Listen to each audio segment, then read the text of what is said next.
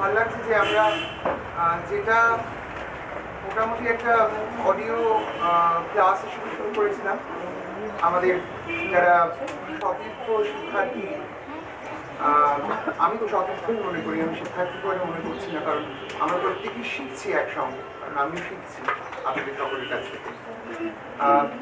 এবং এই এসপিসি ক্রাফটটা শুরু হয়েছিল অনেকদিন আগে, কারণ এটার মূল কাজ যেটা সেটা হচ্ছে আন্তঃসাংস্কৃতিক একটা সমষ্টি তৈরি করা, একটা ইন্টারডিসিপ্লিনারি আর্টস কালেক্টিভ, যেটাকে ইংরেজি ভাষায় বলে। এবং আমরা চেষ্টা করি যে শিল্পের নানান শাখার সমন্বয়ে যদি একটি স্বাতন্ত্র বা স্বতন্ত্র শিল্প সৃষ্টি করা যায়, সেটা আমাদের অভিপ্রায় এবং লক্ষ্য থাকে, উদ্দেশ্য থাকে। আমরা এখনো রেজিস্টার্ড নই, সেটা সম্পূর্ণ আমারই গাফিলতির কারণে, এবং কিন্তু নন রেজিস্টার্ড থেকেও আমরা কয়েক বছরে কিছু দৃষ্টান্তমূলক কাজ করেছি। যেমন একটি কাজ আমি সকলের জানাতে চাই, আমরা কলকাতায় প্রথম ইমার্সিভ থিয়েটার প্রোডাকশন করি।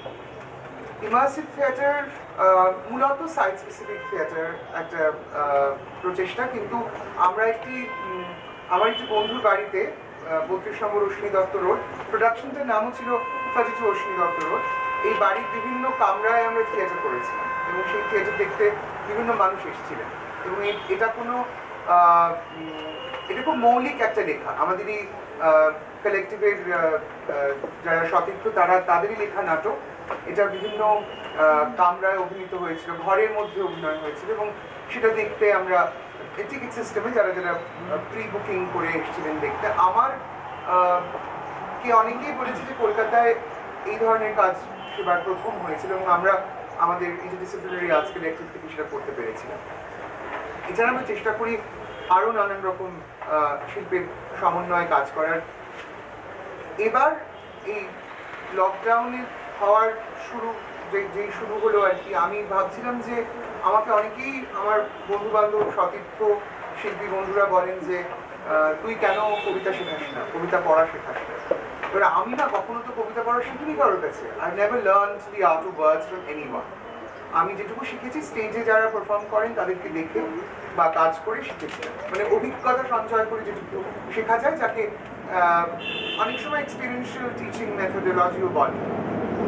সেটাই আমার শিক্ষার নির্যাস ছিল। কিন্তু তারপর দেখলাম সেটাই যদি আমি শিখে থাকি, যদি সেটা একটু ভাগ করে নেওয়া যায় আমাদের যারা ইচ্ছুক শিক্ষার্থী বা সতীর্থদের সঙ্গে, তো সেটা থেকেই এই অনলাইন বিভাগ শুরু করা। এসপিসি ক্রাফটে যে কোনো কিছু অনলাইন বিভাগ হতে পারে, সেটা মানে সুপর্ণা বা যারা শুভশ্রী, যারা অনেক পুরনো মানে সদস্য আর কি, আমাদের পৌলমীও আমাদের সঙ্গে রয়েছে, সুরভিতা রয়েছে, তারা জানো যে আমরা ক্লাস করতাম, রেগুলারলি ক্লাস করেছি। আমাদের one of the founders Urvashi বসুর অফিসে, মানে আমাদের কোনো জায়গা ছিল না, উনি আমাদের জায়গা দিয়েছিলেন, তাই আমরা ক্লাস করতে পারতাম। তো এটা পুরোটা আমাদের ট্রান্সফার করতে হয় অনলাইনে, অডিও ক্লাসেস শুরু করতে হয়। আমি প্রথম দিকে কিছু ক্লাসেস নিতে পেরেছি, কিন্তু তারপরে আমার নিজের কাজের জন্য আমি সবসময় যে করে উঠতে পেরেছি তা না। এখন আমাদের দুজন নির্দিষ্ট ট্রেনার রয়েছেন, চন্দ্রিমা চ্যাটার্জি এবং চৈতালি লাহিড়ী। এই দুজন ক্লাস নেন। চৈতালি আমার বন্ধু, চৈতালি একজন খুব দক্ষ গায়িকা, অভিনেত্রী, থিয়েটার করেছেন দীর্ঘদিন।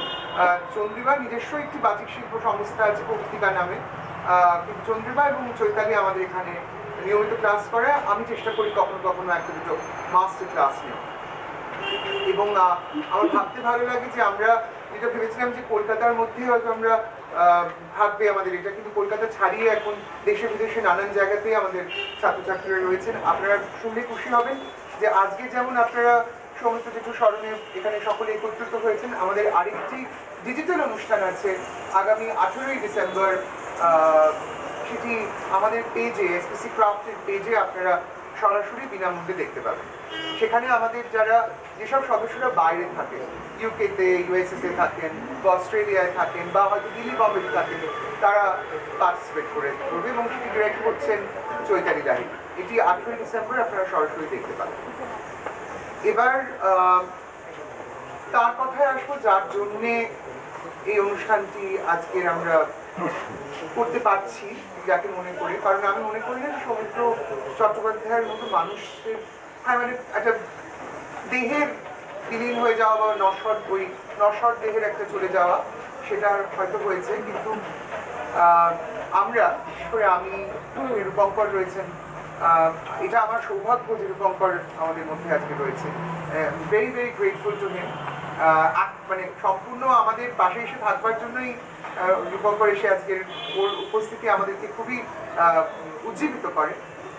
আরেকটা কথা বলে দেবো আমাদের সমস্ত কিছু কথা আসার পূর্বে আর কি, আমি অত্যন্ত কৃতজ্ঞ উদয় এবং শর্মী এবং অর্ণবের কাছে এই আড্ডাঘর ক্যাফে যারা আমাদের জায়গা করে দিয়েছে। আপনারা বুঝতেই পারছেন এখন আমরা ক্লোজ স্পেসে খুব একটা পারফর্ম করতে পারবো না, বদ্ধ জায়গায় পারফর্ম করা উচিত না। ডাক্তারদের কাছে শুনেছি যে ক্লোজ স্পেসেসে COVID is a super spreader, কিন্তু সেজন্য আমরা চেষ্টা করছি যে ওপেন স্পেসেস যত আমরা পাই, এখন শীতকাল সময়টা এবং ওয়েদারটা ভালো, তাই আমি খুব কৃতজ্ঞ ওদের কাছে।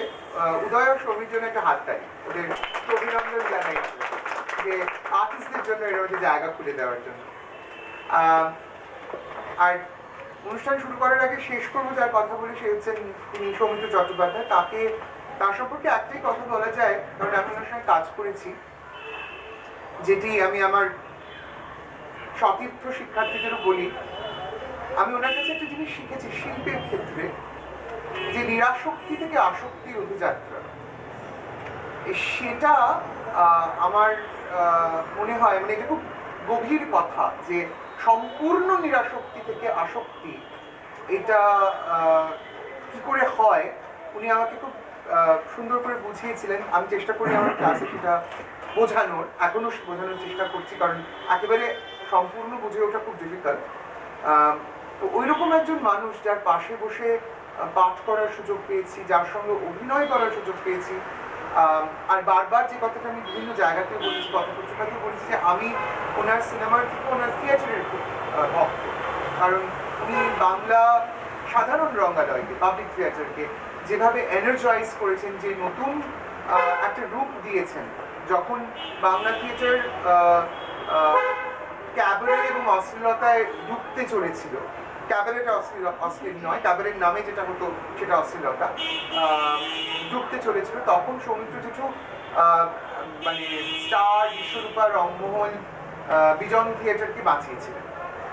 এবং তখন নাটক প্রডিউস করারও লোক থাকতো, মানে we had producers of theatre, তারাও এগিয়ে সেই সব নাটক প্রডিউস করেছেন। তো বাংলা রঙ্গালয় এবং বাংলা নাটক ওর কাছে কৃতজ্ঞ। আর কবি হিসেবে ওনার যে বৈদগ্ধ্য, সেটা এখনো আমাদের দেশে বা আমাদের শহরে তেমনভাবে উদযাপিত হয়নি। মানে ওর লেখা প্রবন্ধ, ওর লেখা গদ্য, ওর লেখা পদ্য, ওর লেখা কবিতা অত্যন্ত গভীর জীবনবোধের পরিচায়ক। সেটা হয়তো কখনো না কখনো আমরা আবিষ্কার করবো। আমরা বাঙালিরা সবসময় দেরিতে সবকিছু আবিষ্কার করি, বিশেষ করে মানুষ চলে যাওয়ার পর তার সম্পর্কে, তার কাজের মূল্যায়ন করতে আমরা আগ্রহী। সে যতদিন বেঁচে থাকে তার কাজের মূল্যায়ন হয় না আমাদের এখানে খুব একটা, কিন্তু যাই হোক, বেটার লেট দ্যান নেভার। আমরা চেষ্টা করবো সৌমিত্র জেঠুর কাজ বাঁচিয়ে রাখার এইভাবে। আর আজকে যারা অংশগ্রহণ করছেন এখানে শিল্পীরা, একটা কথা আপনাদের বলেই রাখি, বলাই বাহুল্য, তারা সকলে কাজ শিখছেন নতুন করে। তারা কেউ কবিতা শিখছেন, অনেকে গান করবেন, আপনারা শুনবেন তাদের গান। হয়তো কিছুটা রাস্টিক, কিছুটা অপটু, কিছুটা অনেকটাই পটু, কিছুটা অপটু। আপনারা সবটাই মনে রাখবেন যে এই যে একত্রিত হওয়াটা এই সময়, সেটা কিন্তু সব থেকে বড় আমাদের উদ্যোগ, আর কিচ্ছু নয়। এবং একজন মানুষকে স্মরণ করে, তার নাম সৌমিত্র চট্টোপাধ্যায়, এটা খুবই গুরুত্বপূর্ণ।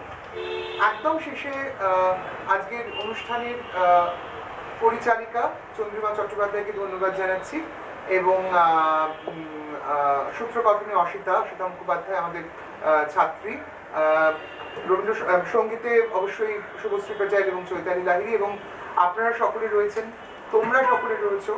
আমি তোমাদের সকলের কাছে খুব কৃতজ্ঞ, এবং আমি তোমাদের সকলকে শুভেচ্ছা এবং শুভকামনা জানাচ্ছি। তোমরা ভালো করে আজকের অনুষ্ঠান করো, সর্বাঙ্গ সুন্দর হয়ে উঠুক। শুভর সঙ্গে অনেকদিন ধরে আমি কাজ করি সাউন্ডে, শুভর জন্য একটা হাততালি। আপনার নাম জানি। বিষাক্ত নাক দিয়ে উনি আজকের যন্ত্রসঙ্গীত রয়েছেন, ওনার জন্য একটা হাততালি। কিন্তু মানুষ, thank you so much for collaborating with আস।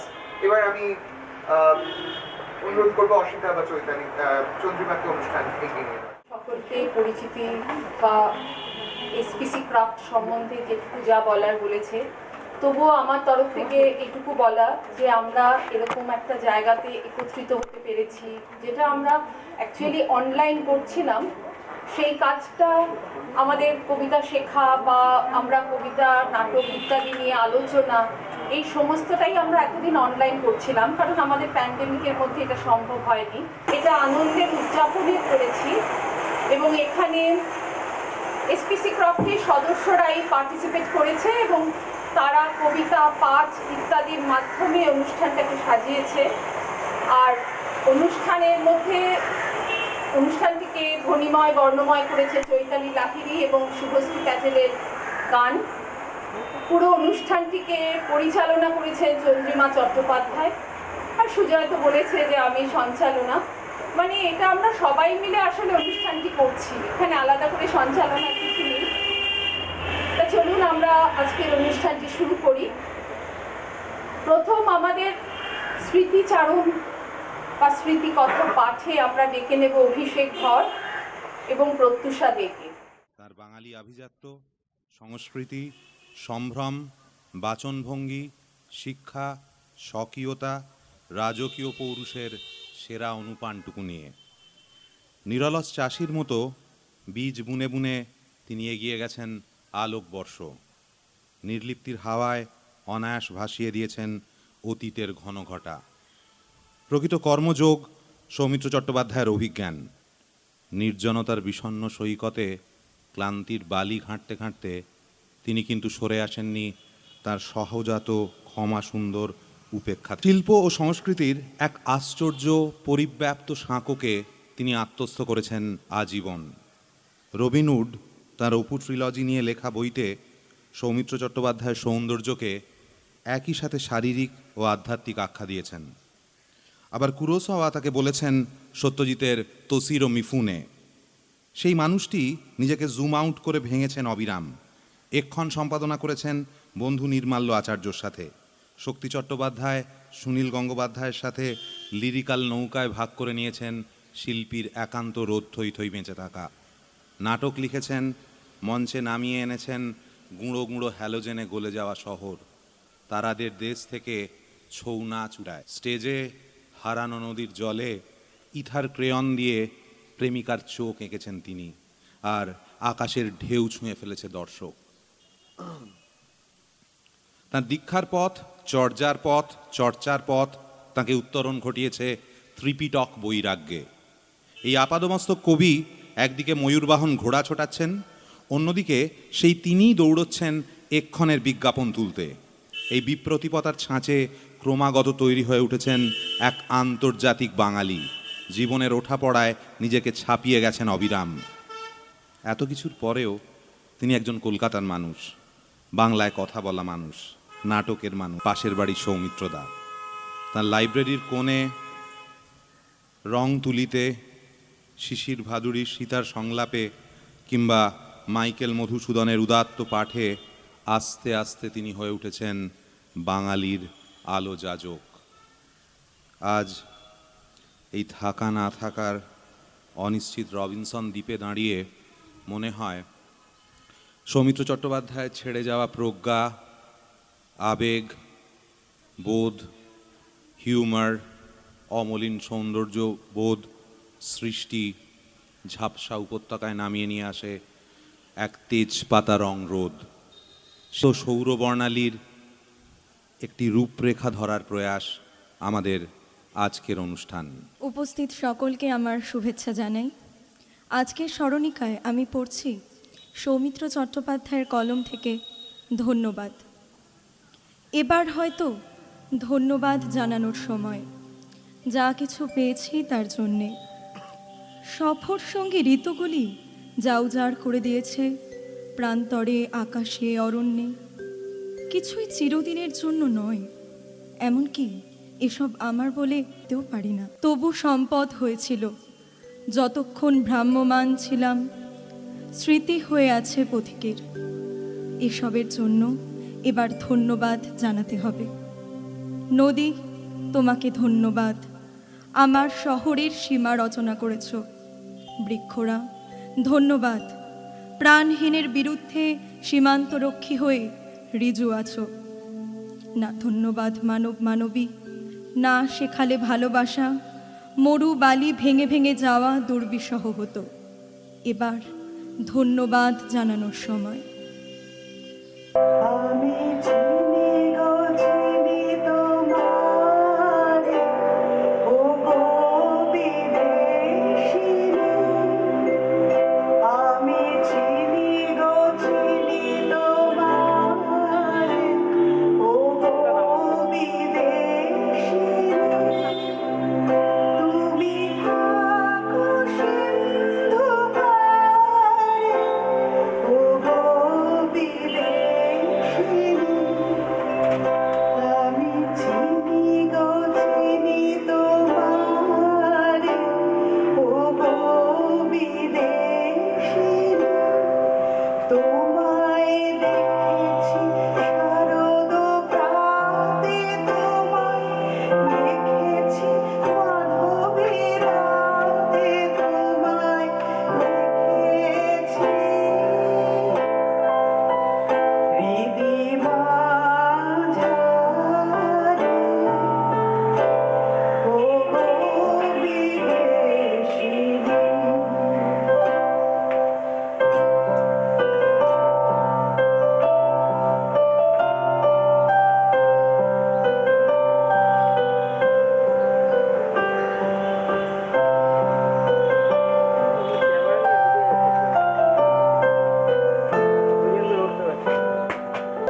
আমি আকাশে পাতিয়া গান, শুনেছি শুনেছি তোমারই গান।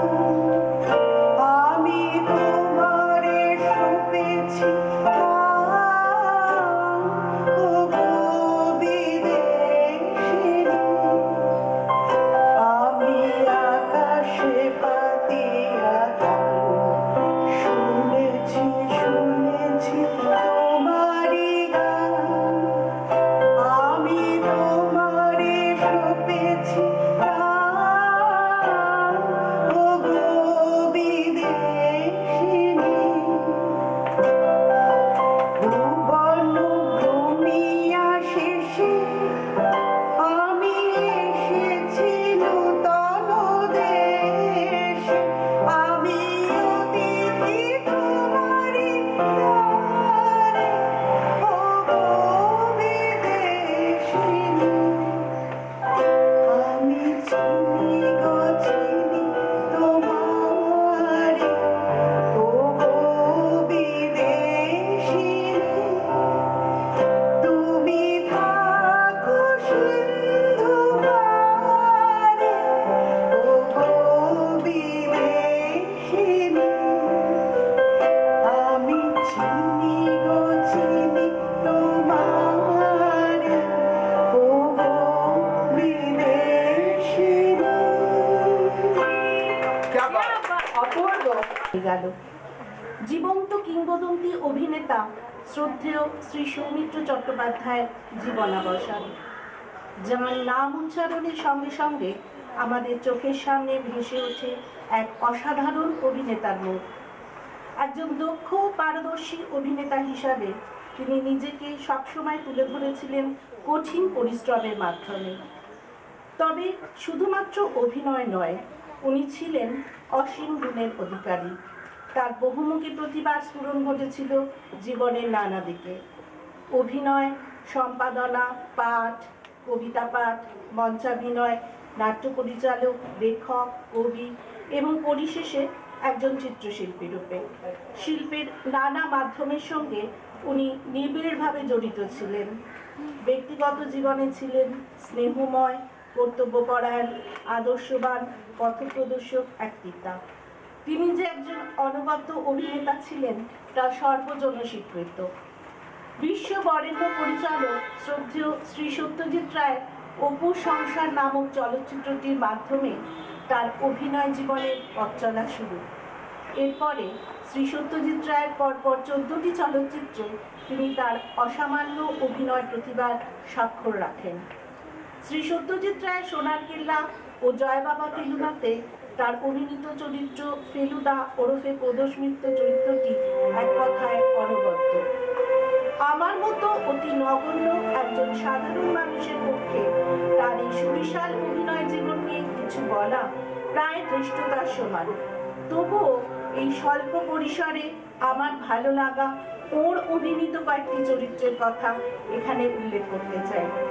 অপুর সংসারে অপু, চারুলতার অমল, সাতপাকে বাঁধার সুখেন্দু, ঝিন্দের বন্দির ময়ূরবাহন এটি একটি খলনায়কের চরিত্র যা অভিনয় গুণে অসামান্য হয়ে উঠেছিল।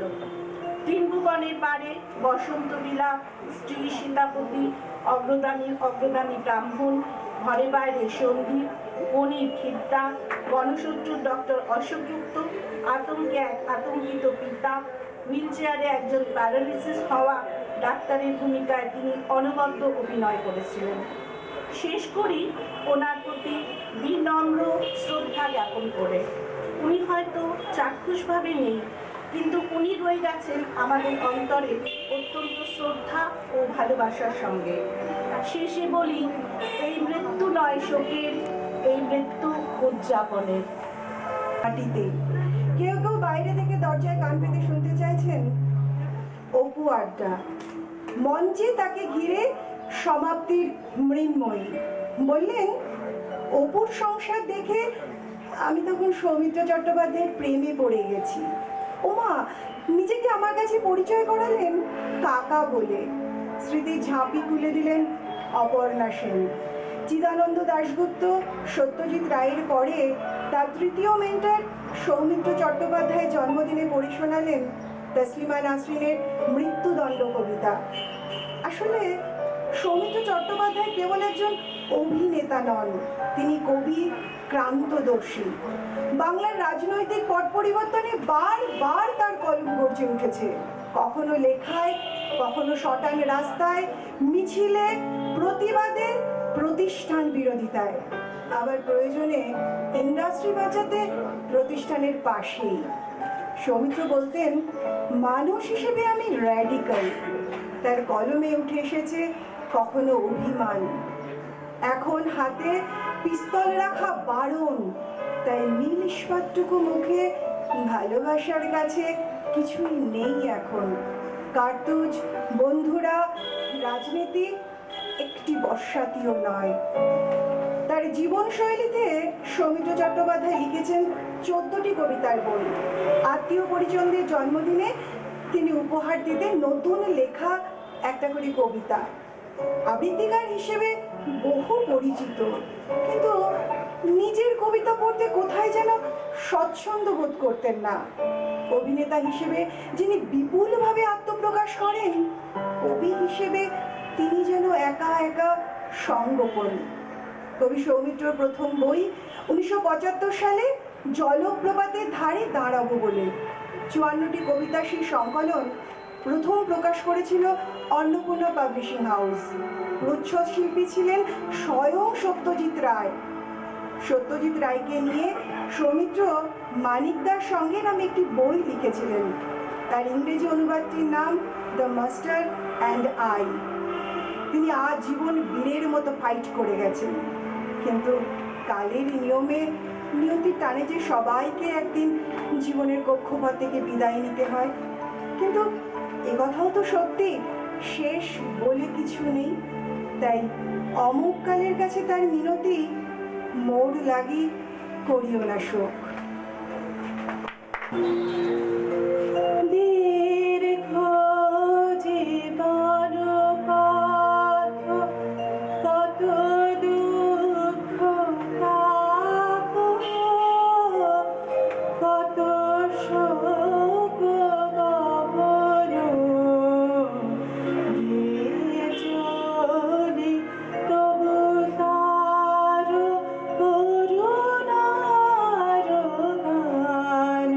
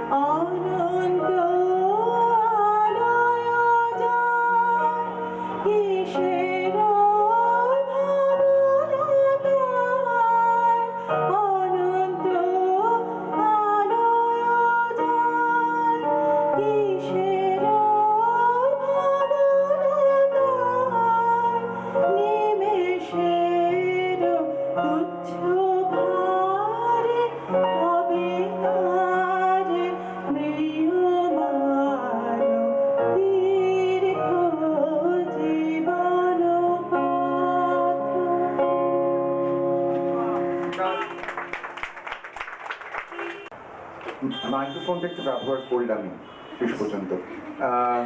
আপনাদের আশা করি অনুষ্ঠান ভালো লাগছে। আমি অরিত্রর একটা ছোট্ট পরিচয় একটু দিয়ে দিই। অরিত্র আমার সহকর্মী ছিল দীর্ঘদিন বিগ 92.7 FM রেডিওতে, এবং ও চমৎকার লেখে। He is one of the first copywriters in an FM station to have written a stand-up act for radio. I mean, এর আগে কখনো কলকাতা শহর থেকে কেউ একটা স্ট্যান্ড আপ একটা আস্তে লেডিস বলে একটা প্রোগ্রাম হতো বিগ এফএমে, যিনি সুদীপ বাবা বসু করতেন, সম্পূর্ণ ওর লেখা। এবং ও এখন রেড এফএমে চাকরি করে। অসম্ভব গুণী একটি ছেলে, অ্যান্ড খুব কি বলবো, ভীষণ অড সার্কামস্টান্সেস জীবনে আমাদের অনেক রকম পড়তে হয়, তো খুব লড়াই করে আজকের ওই জায়গায়। ভেরি প্রাউড অফ হিম, ভীষণ গর্বিত আমি ওকে। সেটুকু এইটুকু শেয়ার করে নিলাম, কারণ আমি সৌমিত্র জেঠুর সঙ্গে যখন অনেকবার কথা বলেছি, থ্যাংক ইউ, সৌমিত্র জেঠু আমাকে কথা বলতেন যে যারা যেসব অ্যাক্টাররা মানে যাদেরকে আমরা জুনিয়র অ্যাক্টর বলে থাকি, আমি দেখতাম উনি খুব মিষ্টি করে প্রত্যেকের সঙ্গে গিয়ে কথা বলতেন, মানে সেটেও বলতেন, সেটের বাইরে হয়তো দাঁড়িয়ে আছেন কারোর সঙ্গে গিয়ে একটু কথা বলেন, মানে জাস্ট গিয়ে কথা বলতেন। তো উনি না ভীষণ এনকারেজ করতেন প্রত্যেককে। এটা আমি কিন্তু সবসময় দেখেছি, মানে একটা মানে স্টার হলে একটা অন্য বলয়ের মানুষ হয়ে যান, সেটা কিন্তু কোনোদিনও সৌমিত্র জেঠু ছিলেন না। One had to understand a few things. Yes, he was a very he had a brilliant intellectual mind, সেটাতে কোনো সন্দেহ নেই। উনি সৌমিত্র চট্টোপাধ্যায়, তো ওনার ইন্টেলেকচুয়াল মাইন্ড হবে না তো কার হবে? কিন্তু সেটা নিয়ে অনেক দূরে চলে যাননি কখনো। He's always come to people and he's been very approachable that way. একটা জিনিস মাথায় রাখতে হবে, অমিতাভ বচ্চন যেরকম ওই কি বাংলোর কি নাম রূপঙ্কর, জলসা থেকে হাত নাড়েন কোন একটা রোববার, বা শাহরুখ মান্নাত থেকে হাত নাড়ে, সৌমিত্র জেঠু না ওরকম কিছু করতেন না। বাট অনেক অপরিচিত মানুষ হয়তো বেল বাজিয়ে রবিবার দিন ওর বাড়িতে এসেছেন, উনি কিন্তু বলেননি কখনো যে আমি বাড়িতে নেই। He's come outside and interacted with people. এটা না করলে একটা মানুষ এটা ডিজার্ভ করে না। আমি এটা ছোট্ট ঘটনা বলি, সরি, আমি চন্দ্রিমার পারমিশন ছাড়াই, মানে ডিরেক্টরের পারমিশন ছাড়াই সে কথা বলছি, কিন্তু আমি বলতে বাধ্য হচ্ছি যে জেঠু যেদিন মারা যান, আমি মিচিলের কাছে মানে পৌলমীর কাছে শুনেছি, ওরা বাড়ি থেকে যখন শ্মশান থেকে বাড়ি আসছেন, এসে দেখলেন বাইরে গলফ গ্রিনের যে একটা রেসিডেন্সিয়াল লোক্যালিটিতে ওরা থাকতেন, 85টা ক্যান্ডেল বাড়িটাকে এনসার্কেল করে জ্বালিয়ে রেখেছে। এবং তারা কিন্তু মানে ওই মর্নিং ওয়াকার্স অ্যাসোসিয়েশনের, মানে যেহেতু সকালবেলা হাঁটতে যেতেন ওদের সঙ্গে, the very ordinary people in terms of his intellect, but he was never away from them. মানে এটা কিন্তু সৌমিত্র চট্টোপাধ্যায়ের কাছ থেকে আমি সবসময় পেয়েছি। আমার কোনো মানে I was never scared of him, because আমার বন্ধুর বাবা, হ্যাঁ অফকোর্স আমি ওনাকে খুবই শ্রদ্ধা করতাম, কিন্তু আমি খুব স্পষ্ট কথা ওনার মুখের উপরে বলে দিতাম, যেরকম আমি বলে থাকি আর কি। কিন্তু উনি না মানে সেটাকে কিন্তু কোনোদিনও অসম্মান করেননি। If I had to say something he would understand, এবং আমি যদি ঠিক না বলতাম উনি বুঝিয়ে বলতেন। এবং আমার মনে আছে আমার জন্মদিনে আমি বেলা শেষে শুটিং করছি, উনি আমাকে জীবনানন্দ দাশ যেভাবে শুনিয়েছিলেন, আমার মনে হয় জীবনানন্দ দাশ ওইভাবে কখনো আমি শুনেছি, মানে সৌমিত্র চট্টোপাধ্যায়ের কণ্ঠে জীবনানন্দ দাশের কবিতা যে প্রাণ পেত, সে অর্থে দেখতে গেলে জীবনানন্দ দাশের কবিতা কিন্তু অনেক জনপ্রিয় করেছিলেন। মানে আবৃত্তিকার হিসেবে জীবনানন্দ দাশের কবিতাকে অনেক কাছাকাছি মানুষের, বোধ, রূপসী বাংলা বা বনলতা সেন, আরো অনেক কবিতা। তো এটা আমি ওনার কাছ থেকে পেয়েছি, আর এটুকু বলে আমি অরিত্রকে ওর পাঠ করতে অনুরোধ করবো। ধন্যবাদ। থ্যাংক ইউ সুজয়, এবং সবাইকে শুভেচ্ছা যে আমরা সবাই একত্রিত হতে পেরেছি এই আলাদা থাকার সময়। আজ দিনটা মনে থাকবে, কারণ বারদিনে কাজের সূত্রে আর একবার বোধহয় কোনো নিমন্ত্রণে দেখা হওয়াটাকে পরিচয় বলা যায় না। তবুও তিনি আমার পরম আত্মীয়ের মতনই, কেনই বা হবেন না। ছোট্টবেলা থেকে তার কথা শুনছি মা মাসিদের কাছে, বাবাদের আড্ডায় তারই রেফারেন্স নানাভাবে। অনেকদিন অবধি ধারণা ছিল ওনার জন্যই তো ফেলুদাটা লেখা। হাতিবাগানের থিয়েটার হলে, রেডিও স্টেশনের স্টুডিওতে, পোস্টারে, মায়ে এই হাল আমলের ইনস্টাতেও ওনাকেই দেখেছি, কবিতা পাঠ শুনেছি। কখনো ভাবিনি ওনার সঙ্গে এভাবেও দেখা হবে এই স্মরণিকায়। তাই 3টে পোস্ট কার্ড ওনার জন্য লিখে এনেছি, যাদের আর কোনোদিন পোস্ট করা হবে না। Post card 1। ডিয়ার অপু, জানি আপনি এখন ভালো আছেন। কলকাতার জন্য ভালোবাসা কোথায় বোধহয় অজান্তেই আপনি সৃষ্টি করেছিলেন এই মফস্বলী মনে। সৎভাবে থাকাটা যেমন একটা চরম সত্য, সেরকমই ভালোবাসতে শেখাও আপনার কাছেই। আমার ফেসবুকে একটা ছবি আছে নিজের সন্তানকে কাঁধে নিয়ে, বুঝতেই পারছেন কেন। আর হ্যাঁ, একটা টি শার্টও অর্ডার করেছি, ওই আইকনিক দৃশ্যটা ছাপা আছে। যাই হোক, আপনার মতন আমার পিতৃভাগ্য ভালো নয়। এই যে নিজের পায়ে দাঁড়িয়ে সংসার, বাঁশি, প্রেম, এই শহর যে সামলানো যায়, সেটা আপনিই শিখিয়েছেন। বাঁশি বাজাবেন, সন্তানকে শেখাবেন, ওটা বড় জরুরি। আর হ্যাঁ, অপর্ণাকে চিঠি লেখাটা ছাড়বেন না যেন। এক ট্রাম ভালোবাসা রইল। পোস্টকার্ড 2। ডিয়ার ময়ূরবাহন, দিলেন অনেক দেখলাম, লোকাল, ন্যাশনাল এবং ইন্টারন্যাশনাল। আপনার তুলনা আপনি। কেমন করে কাউকে তুচ্ছ তাচ্ছিল্য করতে হয়, কিভাবে বান্দার বাচ্চা বলতে হয়, আর কিভাবে ধারালো হাসি হাসতে হয়, তা প্রতিবার আপনি দেখিয়ে দিয়েছেন স্যার। কতবার ভেবেছি ঘোড়ার পিঠে চড়ব, কিন্তু পিছিয়ে গেছি এই ভেবে যে এটা তো শুধুমাত্র ময়ূরবাহনই পারেন। মিথ্যে বলবো না, ময়ূরবাহনের ওপর রাগ হয়নি, বরং তার দিমাগ দেখে মনে হয়েছে সাবাস, এই না হলে রয়্যালটি। পর্দার বাইরে দেখা হলে বেশ হতো, ঘোড়সওয়ারি, তলোয়ারবাজি এসব শেখা যেত। আর হ্যাঁ, বেশ বয়সে একজনকে আপনার মতন শটান হেঁটে যেতে দেখেছিলাম একটা অ্যাওয়ার্ড শোতে। ওটা এখনো মাঝে মাঝে নকল করার চেষ্টা করি। সেলাম হুজুর, আপনার জয় হোক। পোস্টকার্ড 3। ডিয়ারেস্ট ফেলুদা, নিশ্চয়ই লালমোহন বাবুর সঙ্গে বসে চানাচুর প্ল্যান করছেন, কিংবা একটু লেগ পুডিং। ছুটি বলে একটা অনুষ্ঠানে না আপনার প্রথম দর্শন পাই। দূর বাবা, এত আপনি বলতে পারছি না তোমায়, বুঝেছ? বইয়ের পাতার বাইরের ফেলুদাকে দেখে মনে হলো আপনার জন্যই তো লেখা। মগজাস্ত্রের মতন অস্ত্র নাই, সেটা বোধহয় অনেকেই তোমায় দেখেই শিখেছে। সত্যি বলছি, বইতে পড়া ফেলুদার সঙ্গে সিনেমার দেখা ফেলুদার তফাৎ পাইনি। রহস্য তো অনেক হলো, অ্যাডভেঞ্চারও কম নয়। এবার নিশ্চয়ই একটু রেস্ট নিচ্ছ। আচ্ছা, একটা প্রশ্ন এই মাঝ বয়সে জিজ্ঞাসা করতে খুব ইচ্ছে করে। ফেলুদা কি আমাদের মতোই কোনো রহস্য সলভ করতে ফেলটেল করেছিল? জানি এখন এসব অবান্তর, তবে কথা রইল মগজাস্ত্রের ধার কমতে দেব না।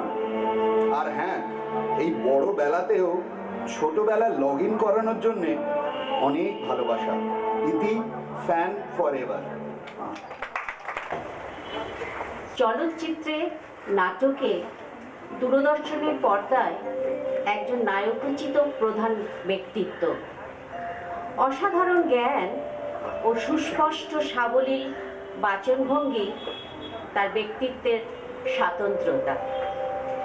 ওনার স্মরণে কিছু বলার মতো অভিজ্ঞতা আমার নেই, কারণ ওনার ব্যস্ত কর্মজীবনের সাথে আমার কোনো যোগাযোগ ছিল না। তবে একটা কথা খুব মনে পড়ছে, সেটা বলি। তখন আমি ক্লাস 9-10-এ পড়ি, হয়তো সালটা বোধহয় 1975-76। সদ্য সোনার কেল্লা তখন মুক্তি পেয়েছে। তখন জটায়ু খ্যাত শ্রী সন্তোষ দত্তের মেয়ের বিয়েতে হঠাৎ আমার যাওয়ার সুযোগ ঘটে। আমার ছোট মেশো ছিলেন হাইকোর্টে ওনার ঘনিষ্ঠ সহকর্মী। সেই সুবাদেই মাসি মেসোর সঙ্গে ভাগ্যক্রমে আমি যাই। যখন খেতে বসেছি সেই মুহূর্তে সেখানে উপস্থিত হলেন সস্ত্রীক শ্রী সৌমিত্র চট্টোপাধ্যায়। আমি তো খাওয়া ভুলে হা করে তাকিয়ে আছি, সুঠাম সুদেহী আমার প্রিয় নায়ক ফেলুদাকে দেখছি। টকটক করছে গায়ের রং, সুঠাম চেহারা। সেই সময় তো মোবাইল ছিল না, তাই সেই মুহূর্তটা মুঠোফোনে বন্দি করে রাখতে পারিনি। তারপর ওনাকে দেখেছি নাটকে, নাম জীবন, টিকটিকি, হোমা পাখি। সব শেষে ওনার নাটক দেখলাম লেক ক্লাবে ফেরা। লাস্ট 2019-এর ডিসেম্বর মাসে, 15ই ডিসেম্বর, ঠিক ওনার চলে যাওয়ার 11 মাস আগে ওনাকে আমরা দেখি লেক ক্লাবে। তখনই দেখেছিলাম ওনার চেহারাটা অনেকখানি ভেঙে গেছে। অনন্য প্রতিভার অধিকারী এই মানুষটির যে স্বভাব ধর্মের কথা বিশেষ করে না বললে বড় ঘাটতি রয়ে যায়। তার নাম কর্মযোগ। অক্লান্ত শব্দটি এই চিরসবুজ শিল্পীর জীবনে আক্ষরিক অর্থে সত্য ছিল।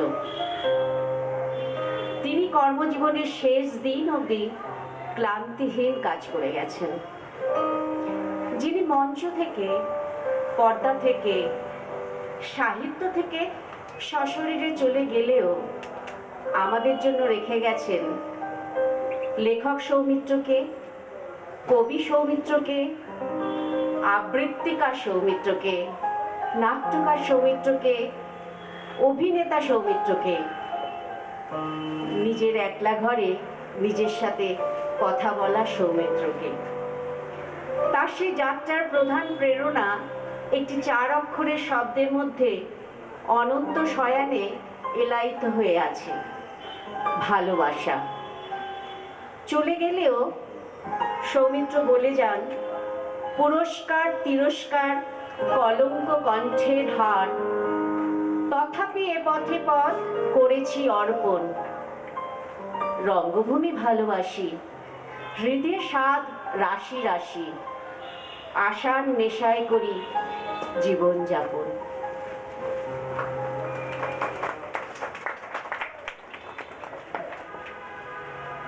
আমি খুব শিশু বয়সেই ব্যক্তিগতভাবে সৌমিত্র চট্টোপাধ্যায়কে পেয়েছিলাম।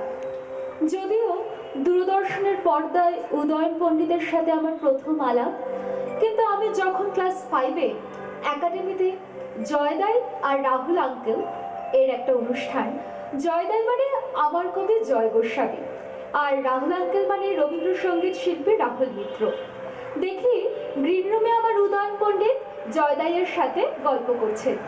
জয়দাইকে কানে কানে বললাম, আমি এনাকে চিনি। জয়দাই আমায় ওনার দিকে এগিয়ে দিয়ে বললেন, ইনি নাকি আপনাকে চেনেন। আর সৌমিত্র চট্টোপাধ্যায় হেসে আমার মাথায় ঝুঁটিতে হাত রেখে নাম জিজ্ঞেস করলেন। তারপর থেকেই জয়দাই, রাহুল আঙ্কেল আর সৌমিত্র চট্টোপাধ্যায় একটা টিম। উৎসাহ উদ্ভাসের পরপর অনুষ্ঠান, প্রতিদিনতম গাঁথা, কাঙালো মরণে জীবনে, প্রত্যেকটা অনুষ্ঠানে রিহার্সালে আমি অক্লান্ত সৌমিত্র চট্টোপাধ্যায়কে দেখতে দেখতে বড় হয়েছি। আমার ক্লাস 11-এ কিং লিয়ারে ওনার অভিনয় দেখার এই স্মৃতি আমার জীবনে অন্যতম সম্পদ। বড় হতে হতে বহুবার তার সঙ্গ করতে করতে আমি অত্যন্ত বিপন্ন বিস্ময়ে দেখেছি আমার উদয়ন পণ্ডিত ভাইয়ের কাছে ফেলুদা, আমার ষাঠর্থ দিদিমার কাছে বসন্ত বিলাপের 3 বনের পাড়ের স্বপ্নের নায়ক, আমার 90 ঊর্ধ্ব ঠাকুরদার কাছে মেরুদণ্ড সোজা পাক্কা কমিউনিস্ট, আর আমার লেখিকা মায়ের কাছে তিনি অনুভূতিপ্রবণ কবি, আর আমার বাবার কাছে তিনি রূপলী পর্দার জনপ্রিয় নায়ক হয়েও থিয়েটারের কাঠের মঞ্চের একনিষ্ঠ অভিনেতা। একটাই মানুষ এক জীবনে এতগুলো বিভিন্ন প্রজন্মের বোধ আর মননে এত ভিন্ন ভিন্ন রূপে বিরাজমান। আমি খুব সাধারণ অল্প বয়সী একটা মেয়ে। আমার শিশুকালে কিশোরী বেলায় সৌমিত্র চট্টোপাধ্যায়ের মতো একজন আইকনকে আমি ছুঁয়ে দেখেছি। তাকে যতটুকু পেয়েছি দেখেছি শুধু সেইটুকুই আমার খুব দামি সম্পদের মতো মনের মণিকোঠায় যত্নে রেখে দেব, আর তার সৃষ্টির প্রতি আজন্মকাল আভূমি প্রণত থাকব। আনন্দবাজার পত্রিকায় যেমন শ্রীজাত লিখেছিলেন, হে নক্ষত্র বিধি তুমি, আজকের এই শোক পেরোতে সময় লাগবে ঠিকই, কিন্তু দুরাগত আলোর জন্যই আমরা একদিন বিস্মৃত হব যে তিনি নেই। কেননা যতদিন বাংলা ভাষা ও তার সংস্কৃতির কোনো অস্তিত্ব থাকবে, কোথাও তার আলো এসে পৌঁছতে থাকবে আমাদের প্রত্যেকের জীবনে। আর আমি এটাই স্বীকার করছি, আমিও কবি শ্রীজাতর এই বক্তব্যের সাথে একদমই সহমত। নমস্কার। জীবনে কি পাবো না, ভুলেছি সে ভাবনা। জীবনে কি পাবো না, ভুলেছি সে ভাবনা। সামনে যা দেখি জানি না সে কি আসল কি নকল সোনা। জীবনে কি পাবো না, ভুলেছি সে ভাবনা। সামনে যা দেখি জানি না সে কি আসল কি নকল সোনা। যদি সব ছাড়িয়ে দুটি হাত বাড়িয়ে হারাবার খুশিতে যাই শুধু হারিয়ে। যদি সব ছাড়িয়ে দুটি হাত বাড়িয়ে হারাবার খুশিতে যাই শুধু হারিয়ে। যেতে যেতে কারো ভয় থমকে দাঁড়াবো না। সামনে যা দেখি জানি না সে কি আসল কি নকল সোনা। জীবনে কি পাবো না, ভুলেছি সে ভাবনা। ভালো আর মন্দের দ্বন্দ্ব জানি না, কে ভালো কে মন্দ যে তার খবর রাখি না। ভালো আর মন্দের দ্বন্দ্ব জানি না, কে ভালো কে মন্দ যে তার খবর রাখি না। এ তুমি নন্দিনী, আগে তো দেখিনি, চলেছ এই পথে রূপে যে রঙ্গিনী। কে তুমি নন্দিনী, আগে তো দেখিনি, চলেছ এই পথে রূপে যে রঙ্গিনী। চিনে নিতে যদি চাও একটু থামো না। সামনে যা দেখি জানি না সে কি আসল কি নকল সোনা। জীবনে কি পাবো না, ভুলেছি সে ভাবনা। জীবনে কি পাবো না, ভুলেছি সে ভাবনা। সমস্ত পৃথিবী চলিতেছে যতদূর, শুনিতেছে একমাত্র মর্মান্তিক সুর। যেতে আমি দিব না তোমার। মন যেতে দিতে চায় না, তবু যেতে হয়, যেতে দিতে হয়। সৌমিত্র চট্টোপাধ্যায়। ডক্টর অমিত রায়ের সঙ্গে স্মৃতিচারণায় উঠে এসেছে কিছু ঘরোয়া মুহূর্ত। সেই মুহূর্তগুলো সকলের সঙ্গে ভাগ করে নিতে চাই আমি। 1969-এ প্রথম সাক্ষাৎ তার সঙ্গে। ভীষণ লাজুকে, কাঁচা হলুদের মতো গায়ের রং, মিষ্টি হাসি আর এক মাথা চুল। কাকা বলল, এমন রূপ যে ছেলেরা দেখলেও প্রেমে পড়ে যাবে। প্রসঙ্গত বলি, অমিত রায় আমার বুড্ডু কাকা। দাদা সাহেব ফালকে পাবার পর ডক্টর বারিন রায়ের তত্ত্বাবধানে গঙ্গাবক্ষে স্টিমারে একটা গেট টুগেদার হয়। সেই আড্ডায় তাকে কিছু বলার জন্য অনুরোধ করা হলে তার স্বভাবজাত ভঙ্গিতে বলেন, আমি অত বলতে টলতে পারি না, বরং একটা কবিতা বলি। সেদিন সেই গঙ্গাবক্ষে 3টি কবিতা শুনিয়েছিলেন তিনি। তার মধ্যে একটি, এখনো তো বড় হইনি আমি, ছোট আছি, ছেলে মানুষ বলে দাদার মতো অনেক মস্ত হব, বড় হয়ে বাবার মতো হলে। বড় তো তিনি বটে, ফ্রান্স বিশ্বের ক্যাপিটাল অফ আর্ট বলি যাকে আমরা। সেখানকার শ্রেষ্ঠ পুরস্কার লিজিও দ্য অনার।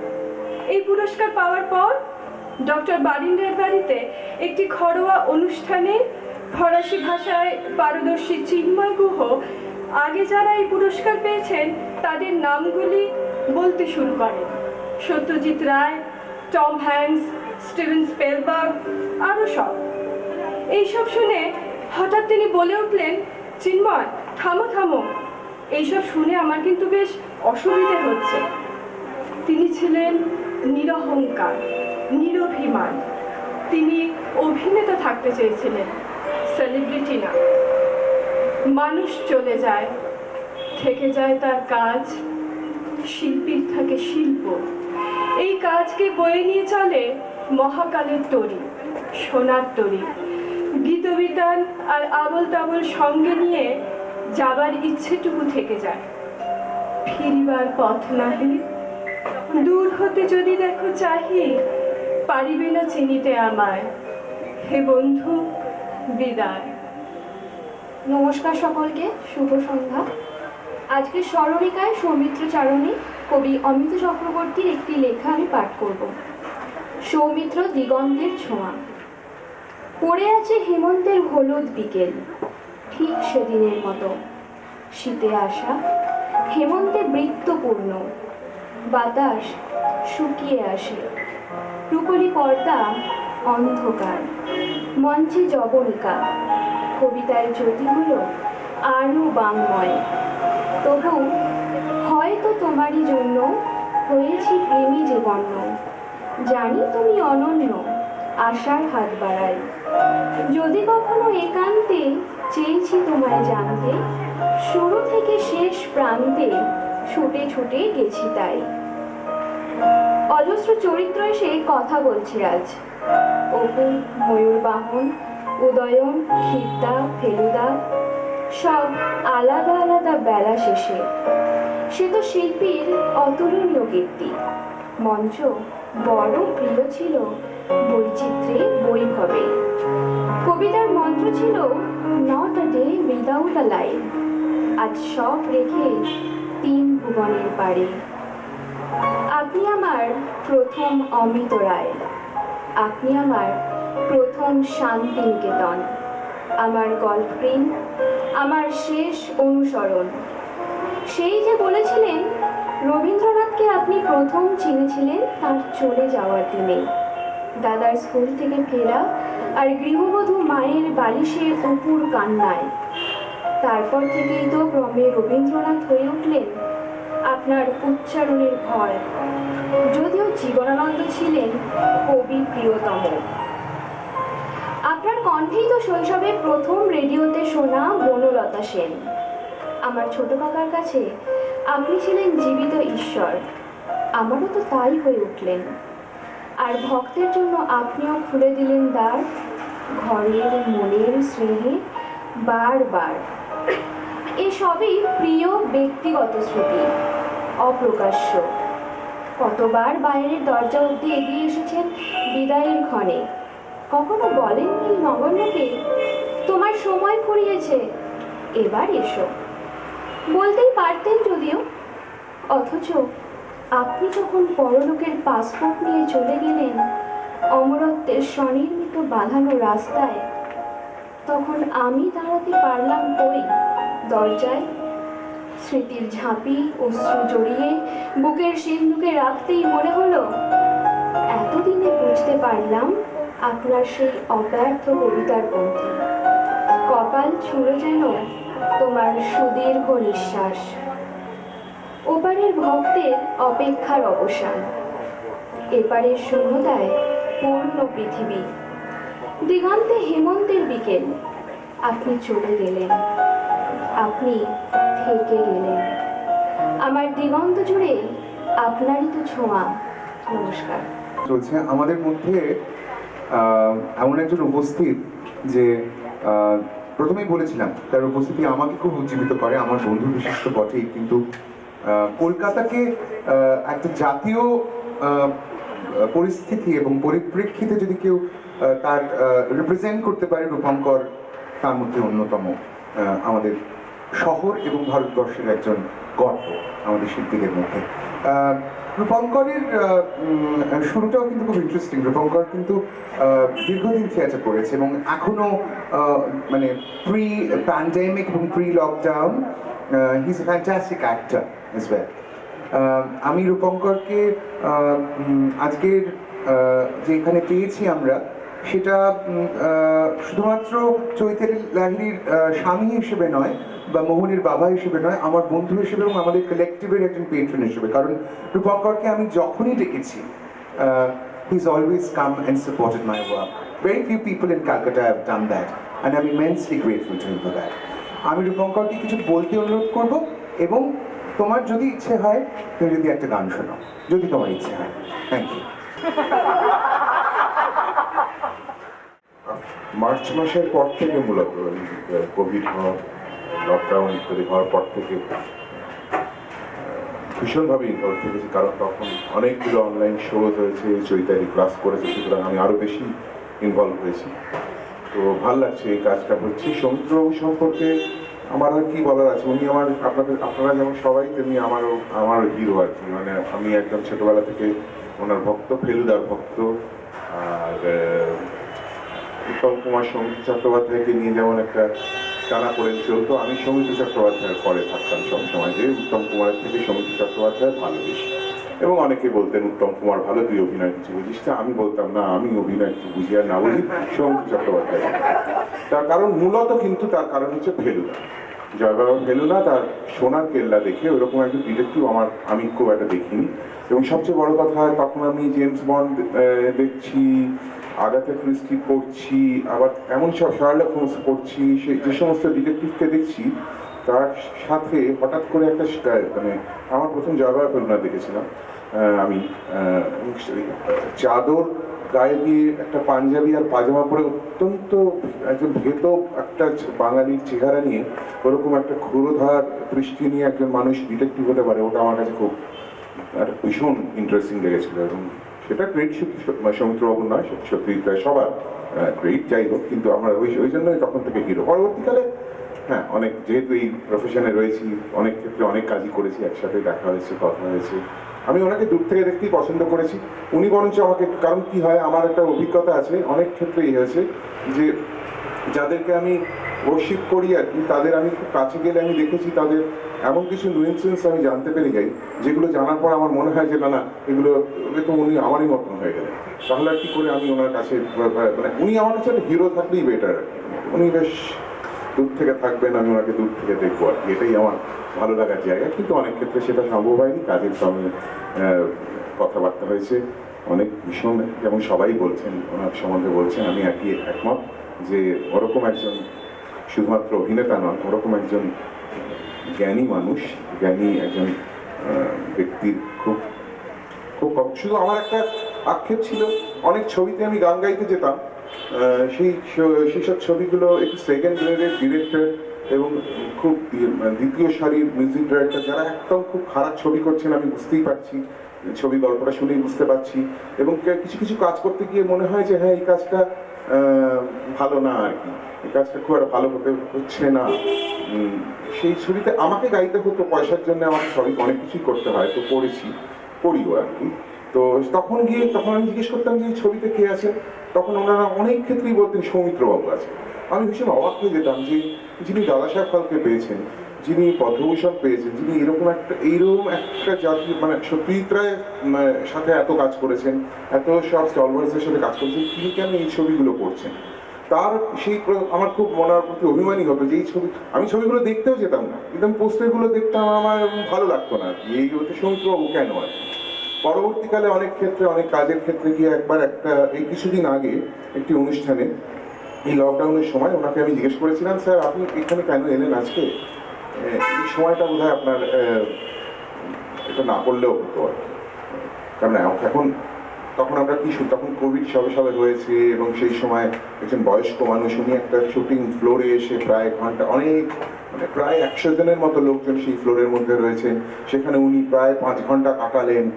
লোকজন এসে তার সাথে কথা বলছেন, ডিরেক্টর এসে কথা বলছেন, মেকআপ করছে লোকজন মুখের সামনে এসে। আমি আর আরেকজন আমার সতীর্থ গায়িকা, আমরা দুজনে মিলে আলোচনা করছিলাম এটা কি ওনার জন্য ঠিক হচ্ছে। তবে আমি আর না পেরে দুদিন এসেছিলেন, দ্বিতীয় দিন আমি ওনাকে জিজ্ঞেস করলাম, আপনি স্যার এটা, আমি ওনাকে স্যার বলতাম, মানে বলতাম আর কি। তো আমি আপনি স্যার এটা না করলেই পারতেন, আজকে এখানে এই দুদিন এসে তখন উনি এমন একটা কোয়েশ্চেন, এমন একটা জবাব দিয়েছিলেন সেটা আমি কোনোদিন ভুলতেই পারবো না। উনি আমায় বললেন পয়সার দরকার।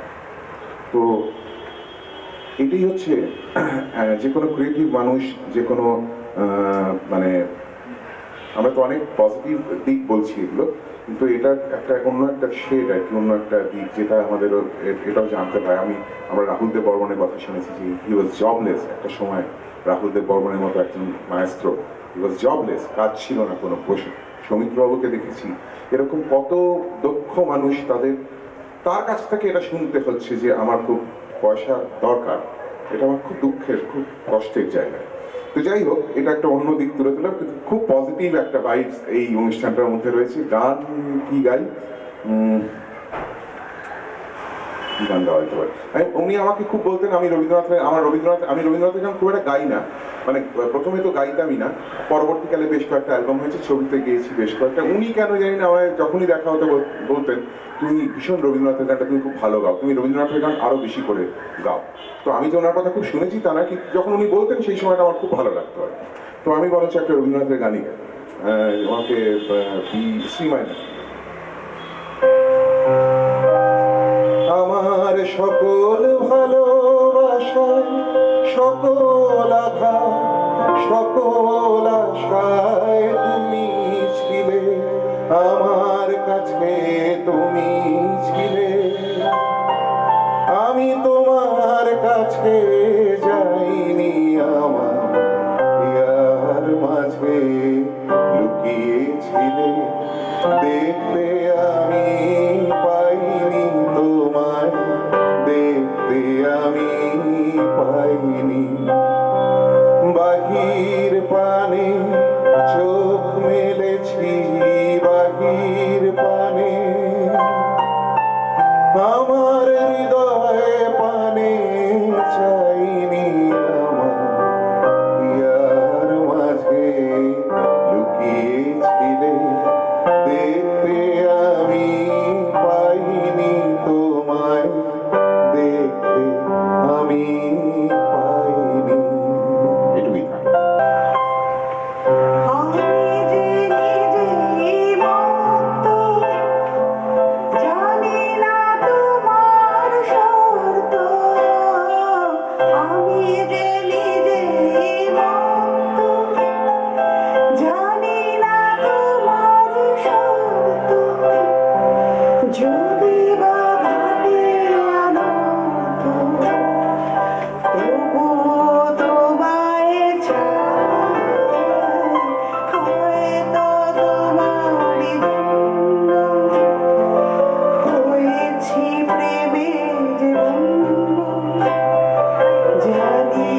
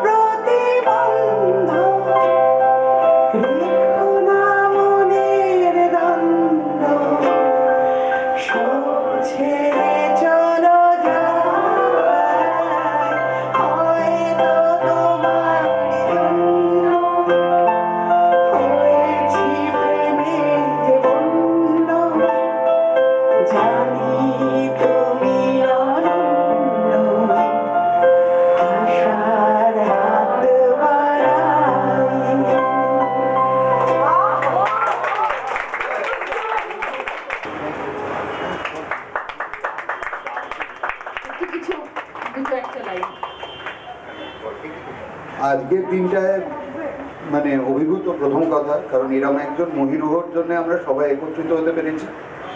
আর এটা একটা প্লেজেন্ট সারপ্রাইজ ছিল। Thank you everyone from SPC. অনুষ্ঠান চলুক, সেটাই সব থেকে ভালো মনে হয়। কারণ আজকে আমাদের সকলের জমায়েত হওয়া যে মানুষটির জন্য একবার জোরে করতালি হোক আমাদের সকলের ম্যানেজার গাইড সুজয় প্রসাদ চট্টোপাধ্যায়। সুজয়ের জন্য আমাদের তরফ থেকে খুব ছোট একটা সম্মানী। Oh, Peter, thank you so much. It's lovely. Thank you very much. Thanks. এই যে আমার জন্য হাততালি দেওয়া হলো, আমি সেটা সব মানে নিশ্চয়ই স্বীকার করলাম এবং আমার I accept it with lot of grace. তবে এই গোটা জিনিসটা এদের জন্য সম্ভব হয়েছে। আমি শুধু বলে দিয়েছিলাম, উস্কে দিয়েছিলাম যে এটা যেন হয়, এটা হলে আমি খুব খুশি হব। আর রূপঙ্কর গাইলো, চৈতালি গাইলো, সবাই বলছে আমার এই একটু আগে যে গানটা করছিল Chaitali, that was my father's favourite song.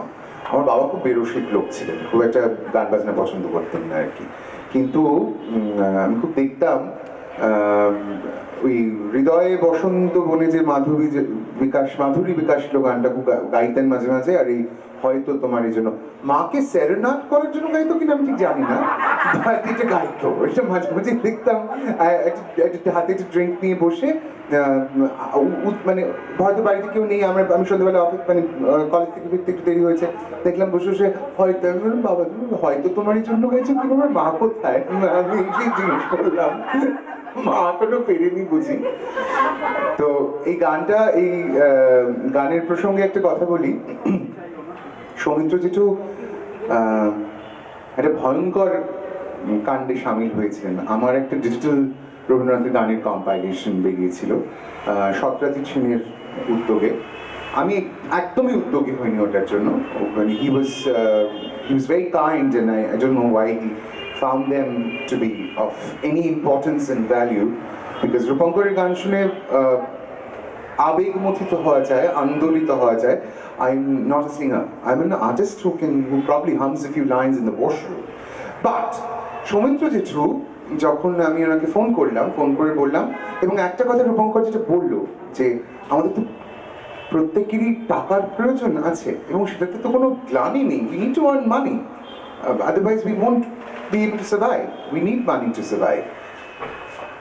Soumitra জেঠুকে আমি ফোন করেছিলাম, and he was a very expensive artist and he charged for his appearances, and rightfully so. Why wouldn't he? ওনাকে তো মানে ওনার তো ওটা প্রাপ্য। উনি আমি ফোন করে বলেছিলেন যে, আমি ফোন করলাম যে সৌমিত্র জেঠু, আমি তোমাকে জানতে চাই, জার্মান কনসুলেটে আমার রবীন্দ্রনাথের গানের একটা অ্যালবাম, ডিজিটাল একটা অ্যালবাম বেরোবে, তো তুমি কি আসবে? কারণ আমি কিন্তু তোমাকে কোনো টাকা দিতে পারবো না, আমাদের কোনো টাকা নেই, কারণ this is completely out of love that Satyajit has come and produce the album. আমি আমার নিজের টাকা খরচ করে, আমি তো আর বোকা নই যে হঠাৎ করে অন্যান্য শিল্পীরা যেরকম করে আর নিজের টাকা খরচ করে গানে রেকর্ড করলাম, হয়তো গাইতেই জানি না। হ্যাঁ, সেরকম তো অনেক নিদর্শন আছেন আমাদের কলকাতায়, সেই নিদর্শনে নাই বা গেলাম, কিন্তু বিষয় হচ্ছে আমি তো বোকা নই। সুতরাং আমি স্পষ্ট বললাম যেটুকু যে কি হয়েছে আমি জানি না, বাট তুমি এলে আমি খুব খুশি হবো, তুমি কি আসবে? তা আমি যখন বললাম আমি টাকা দিতে পারবো না, আমি বললো আমাকে বালক বলে ডাকতেন। আমি খুব বিরক্ত হতাম যে I am in my 40s, how dare you call me বালক। হ্যাঁ, তাতে খুব একটা পাত্তা দিতেন না, বালক বলেই ডাকতেন আর কি। বালক, তুমি বেশি পাকামি করো না। তারপরে একটা একটু খারাপ কথা বললেন, সেটা আমি মাইক্রোফোনে বলবো না, এবং তারপরে বললেন যে আমি না তোমার গান শুনতে পছন্দ করি, আমার মনে আছে তুমি আমাদের গান শুনিয়েছিলে এতে বেলা শেষের ইউনিটে, আমি মুগ্ধ হয়ে চুপচাপ শুনেছিলাম। তুমি খুব সুন্দর গান করো, আমি আসবো, আর তোমার জার্মান বন্ধুকে বলবে আমার জন্য একটু কনিয়াক রাখতে। উনি কনিয়াক এবং সিঙ্গল মল্ট খুব ভালোবাসতেন, তো রেখেছিলাম এবং এসেছিলেন। উনি একটা পার্টিকুলার গান পছন্দ করতেন আমার গলায়, আমি জাস্ট 3টে লাইন ওনাকে ডেডিকেট করে গাইছি, একটু সময়টা নিয়ে। ঠেলে দে আড়াল, ঘুচিবে আন্ধার, আপনারে ফেল দূরে, সহজে তখনই জীবন তোমার অমৃতে উঠিবে পুরে। ঢেলে দে আড়াল ঘুচিবে আধার আপনারে ফেল দূরে সহজে তখনই জীবন তোমার অমৃতে উঠিবে পুরে শূন্য করিয়া রাখোর বাঁশি বাজাবার যিনি বাজাবে না সে শূন্য করিয়া রাখোর বাঁশি বাজাবার যিনি বাজাবে না সে ভিক্ষা নিবে তখনই জানিবে ভিক্ষা নিবে তখনই জানিবে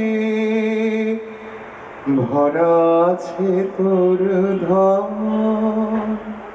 খুলে দেখ দ্বার অন্তরে তার আনন্দ নিকেতন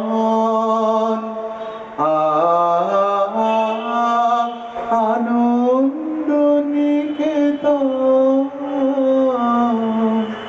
আপনারে দিয়ে রুচিলি রে কি আপনারি আবরণ স্টারডম যখন ধরা ছোঁয়ার বাইরে তখন নিজের ছাপ তৈরি করলেন সৌমিত্র একান্তই নিজের দক্ষতা ও ক্যারিশমার উপর। ও নিজের ভাষায় কম্পিটিটিভনেস না থাকলে জীবনে এগোনো যায়। উত্তম যুগেও ছিপছিপে চেহারার উজ্জ্বল চোখ আর মন খোলা হাসি নিয়ে মেয়েদের মনে ঝড় তুলতে সক্ষম হয়েছিলেন সৌমিত্র। অনেকের মধ্যেই সৌমিত্র হিরো নন, অভিনেতা। তাই হয়তো মোহনবাগান না ইস্ট বেঙ্গল, কংগ্রেস না সিপিএম, ঘটি না বাঙাল, এসবের মতোই একটা সময় কফি হাউস থেকে পাড়ার চায়ের আড্ডা আপা মর বাঙালি তর্কের বিষয় ছিল উত্তম না সৌমিত্র। এই প্রশ্নের উত্তরে সৌমিত্র সাক্ষাৎকারে জানিয়েছিলেন বাঙালি তার স্বভাবসুলভ প্রবণতা অনুযায়ী লড়িয়ে দিয়েছিল, আর কিছুই না।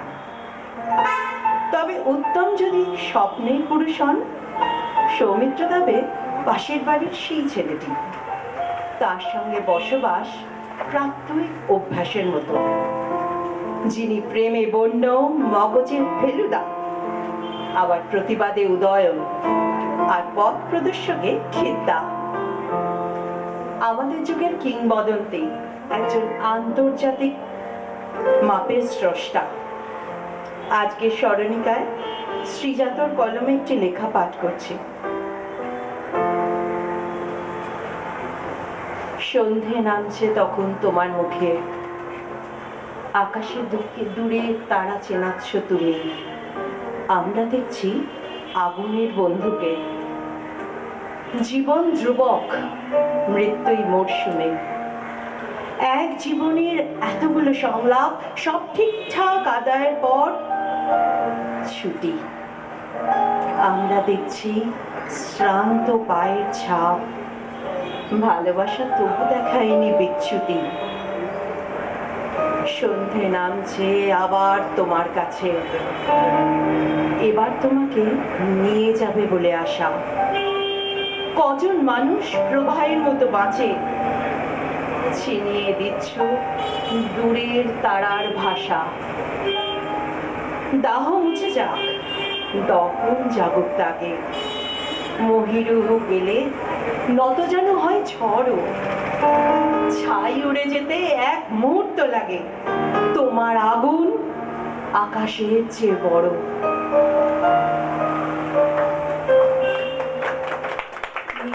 শহর থেকে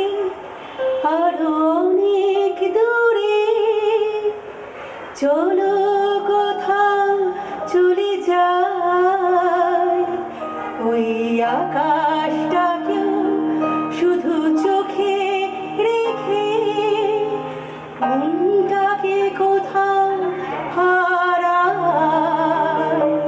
কি চাইনি, কি পাইনি, সবই ভুলে যেতে চাই। জীবনের নানা রং, নানা ছন্দ, নানা বিচিত্র দিক দিয়েই জীবনকে উপলব্ধি করেছেন সৌমিত্র চট্টোপাধ্যায়। সেলুলয়েডের সেই অপু তাই সকলের এত কাছের, এত প্রিয়, সবার এত আপনার। স্মৃতি একদিন সত্যি হয়ে উঠলেও তাঁর অনুপস্থিতির ঊর্ধ্বে গিয়ে তিনি আমাদের ভালোবাসার মানুষ হয়ে থেকে যাবেন যুগ যুগ ধরে।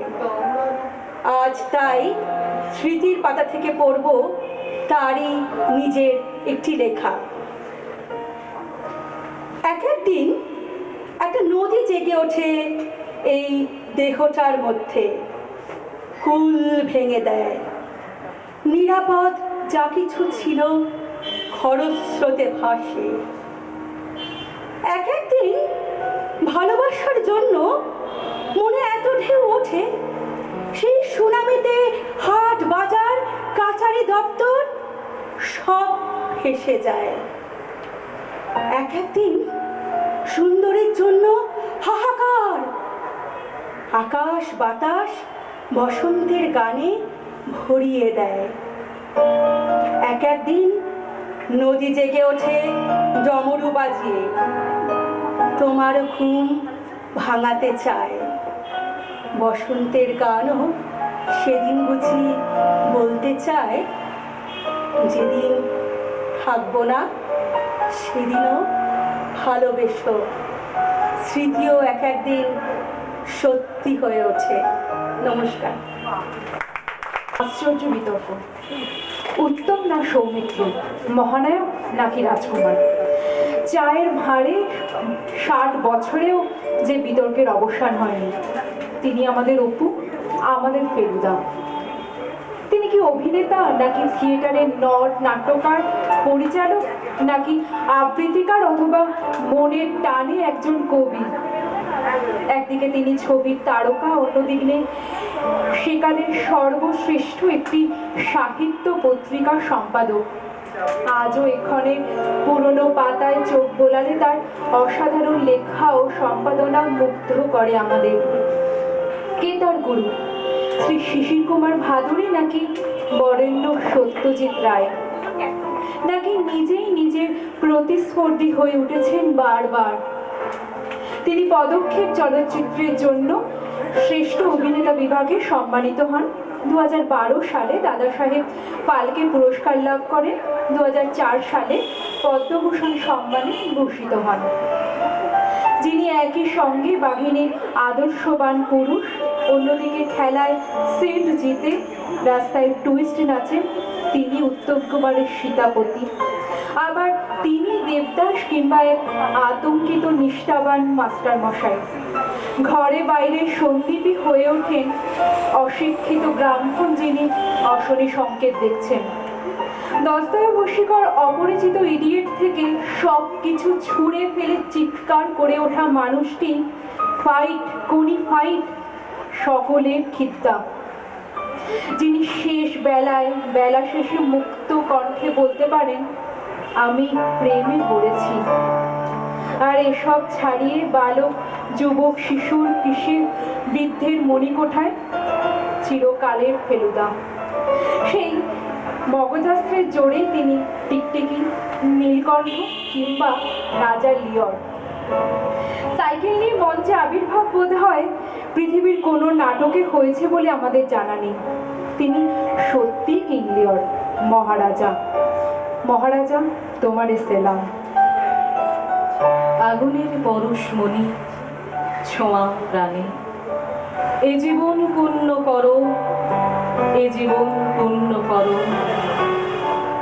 গাড়িটা যখন তোমাকে পৌঁছে দিয়ে এলো মহাপ্রস্থানের পথে, পাড়ি দেওয়ার শেষ স্মৃতিচিহ্ন কেওড়াতলা মহাশ্মশানে। বিশ্বাস করো, খুব কেঁদেছিলাম। না, তুমি চলে গেছো বলে নয়, শিল্পীরা নশ্বর হন না, চির অমর থাকেন। কেঁদেছিলাম আর একটা সৌমিত্র আমাদের মধ্যে আসবে না বলে। সৌমিত্র তো তোমার পিতৃদত্ত নাম। তুমি আমার কাছে চিরকালের অপু। অপুরা শূন্য করে দেয় না সবটা, দিতে পারে না। তুমি কখনো শূন্যতাকে প্রশ্রয় দাওনি, বরং তাতে আবেগ ঢেলেছ, রূপ দিয়েছ। এমন কজন পারে? তাই তো তোমায় ছাড়া বসন্ত বিলাপ সুখ পায় না। তিন ভুবনের পারে না এসে দাঁড়ালে আজও তোমায় চেনা হয়ে ওঠে না। শেষ বেলায় দাঁড়িয়ে জোর গলায় বলে ওঠা হয় না, আমি প্রেমে পড়েছি। আসলে সবটাই যেন অসম্পূর্ণ থেকে যাচ্ছে তোমার ছাড়া। তাই চিরসখা, একটা কথা বলি শোনো। এ সংসারে জাগতিক ও মহাজাগতিক দ্বন্দ্বই জীবনের ইতিকথা। জীবন আর মৃত্যুর সংজ্ঞা নিত্য দিনের রোজ নামচায় আলাদা করে বুঝে ওঠা হয়নি কখনো। কিন্তু কোনো কোনো সময় আমাদের বুঝে ওঠার মাত্রা বড্ড সীমিত হয়ে ওঠে যখন দেখি আমাদের প্রিয় মানুষগুলো স্মৃতির পাতায় জায়গা করে নেয়। প্রিয় শেষ বলে কিছু হয় না, তাই সব সীমানা ছাড়িয়ে তুমি দাঁড়িয়ে আছো মহাজগতের কোনো এক কোণায়। ছেড়ে যেও না প্লিজ। একজন কৃষ্ণ নাগরিক হয়ে আর একজন কৃষ্ণ নাগরিককে এটুকু আর্জি জানালাম, যেখানেই থেকো ভালো থেকো।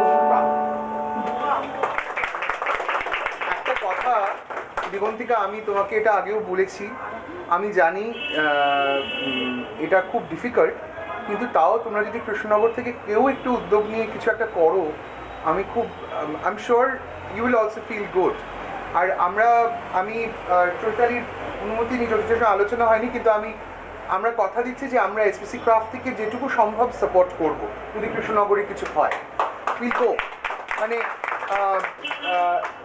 এই জিনিসটাই না হোক, তোমরা যদি কয়েকজন মিলে, অগ্নিরিক ওখানে রয়েছে, আরেকজন কি ছেলেটির নাম রোজ আমাকে ইনস্টাগ্রামে কি সব পাঠায়, তোমাদেরই পরিচিত, আমি সব ছেলেদের নাম মনে থাকে না আর কি, তো এখন মনে পড়ছে না, কিন্তু তোমরা যদি সকলে মিলে একটা কৃষ্ণনগরে কিছু করো, it be a huge tribute to Soumitra Chechu, because he belong to that place. কারণ শুধুমাত্র তো উনি তো শুধুমাত্র কলকাতার মানুষ ছিলেন তা তো নয়, তুমি নিজেই বললে। So it was lovely, fantastic. আর ওরা দুজন অনেক দূর থেকে এসে, তুমি কোত্থেকে এসছো বলো? আমি পূর্বস্থলী থেকে এসেছি। পূর্বস্থলী থেকে, ও কৃষ্ণনগর থেকে এসছে আমাদের অনুষ্ঠানে পার্টিসিপেট করার জন্য। Huge applause to both of you. Thank you very much. যে বাঙালির না আছে আমেরিকা, না আছে লন্ডন, যা আছে এবং চিরকালীন রয়ে যাবেন সেই মিত্র, তিনি সৌমিত্র। আমাদের দীর্ঘ তার কর্মময় জীবনকে নিয়ে আজকের বিকেল থেকে আমরা স্মৃতিচারণাটুকু করলাম। আদ্যপান্ত চিররঙিন, চিরযুবা একজন সুপুরুষ ছিলেন তিনি। একটি টেলিভিশন চ্যানেলে জনপ্রিয় একটি শোতে গিয়ে তিনি বলেছিলেন, এখনো তো বড় হইনি আমি, ছোট আছি ছেলে মানুষ বলে। তাই আজকের শেষে তার সেই শিশু মনকে ধরতে রবীন্দ্রনাথ ঠাকুরের শিশু ভোলানাথ থেকে একটি কবিতা সকলের জন্য। গৌরবর্ণ নধর দেহ নাম শ্রীযুক্ত রাখাল, জন্ম তাহার হয়েছিল সেই যে বছর আকাল। গুরুমশাই বলেন তারে বুদ্ধি জেনেই একেবারে, দ্বিতীয় ভাগ করতে সারা 6 মাস ধরে নাকাল। রেগে মেগে বলেন বানর নাম দিনু তোর মাকাল, নামটা শুনে ভাবলে প্রথম বাঁকিয়ে যুগল ভুরু, তারপর সে বাড়ি এসে নৃত্য করলে শুরু। হঠাৎ ছেলের মাতম দেখি সবাই তারে শুধায় এ কি, সকলকে সে জানিয়ে দিল নাম দিয়েছেন গুরু। নতুন নামের উৎসাহে তার বক্ষ দুরু দুরু। কোলের পরে বসিয়ে দাদা বললে কানে কানে, গুরু মশাই গাল দিয়েছে, বুঝিসনি তার মানে? রাখাল বলে কখনো না, মাঝে আমায় বলেন শোনা, সেটা তো গাল নয়, সে কথা পাড়ার সবাই জানে। আচ্ছা তোমায় দেখিয়ে দেব, চলো তো ওইখানে। টেনে নিয়ে গেল তাকে পুকুর পাড়ের কাছে। বেড়ার পরে লতায় যেথা মাকাল ফুলে আছে, বললে দাদা সত্যি বলো, শোনার চেয়ে মন্দ হলো, তুমি শেষে বলতে কি চাও? গাল ফুলেছে গাছে, মাকাল আমি, বলে রাখাল দুহাত তুলে নাচে। দোয়াত কলম নিয়ে ছোটে, খেলতে নাহি চায়, লেখাপড়ায় মন দেখে মা অবাক হয়ে যায়। খাবার বেলায় অবশেষে দেখে ছেলের কাণ্ড এসে, মেঝের পরে ঝুঁকে পড়ে খাতার পাতাটায় লাইন টেনে লিখছে শুধু মাকাল চন্দ্র রায়। শেষে জীবনমুখী একটা গান চৈতালির কণ্ঠে। ও আকাশ সোনা সোনা, এ মাটি সবুজ সবুজ, নতুন রঙের ছোঁয়ায় জীবন রেঙেছে, আলোর জোয়ারে বুকের ভাঁজ ভেঙেছে। ও আকাশ সোনা সোনা, এ মাটি সবুজ সবুজ, নতুন রঙের ছোঁয়ায় হৃদয় রেঙেছে, আলোর জোয়ারে খুশির বাঁধ ভেঙেছে।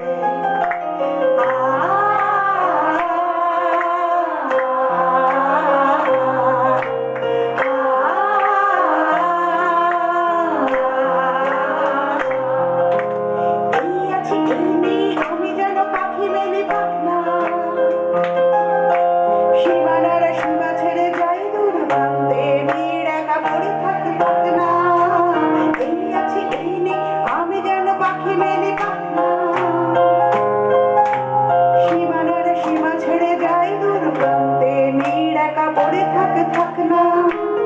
ও সকাল আলো আলো, এ শিশির ঝলমলো, নতুন রঙের ছোঁয়ায় হৃদয় রেঙেছে, আলোর জোয়ারে খুশির বাঁধ ভেঙেছে।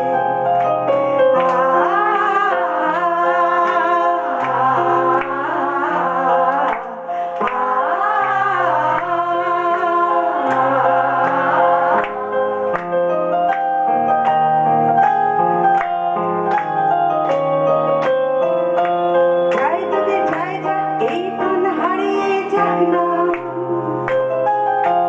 নিষেধের সীমা নেই, এই নীল শূন্যের সব সীমা ছাড়িয়ে যাক না। যাই যদি যাই যাক, এই মন হারিয়ে যাক না, নিষেধের সীমা নেই, ওই নীল শূন্যের সব সীমা ছাড়িয়ে যাক না। ও বাতাস খুশি খুশি, ও পলাশ হাসি হাসি, নতুন রঙের ছোঁয়ায় জীবন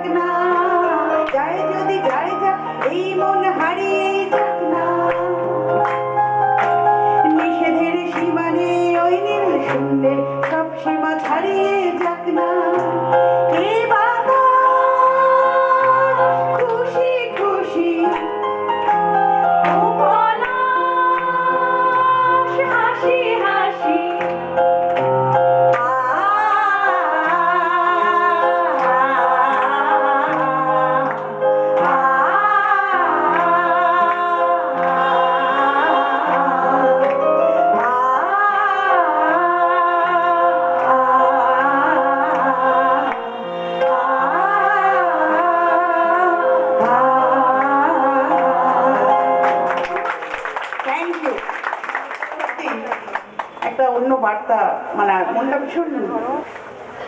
আমি উদয়কে এখানে একটু আসতে চাই। উদয়, আপনি এখানে একটু আসুন।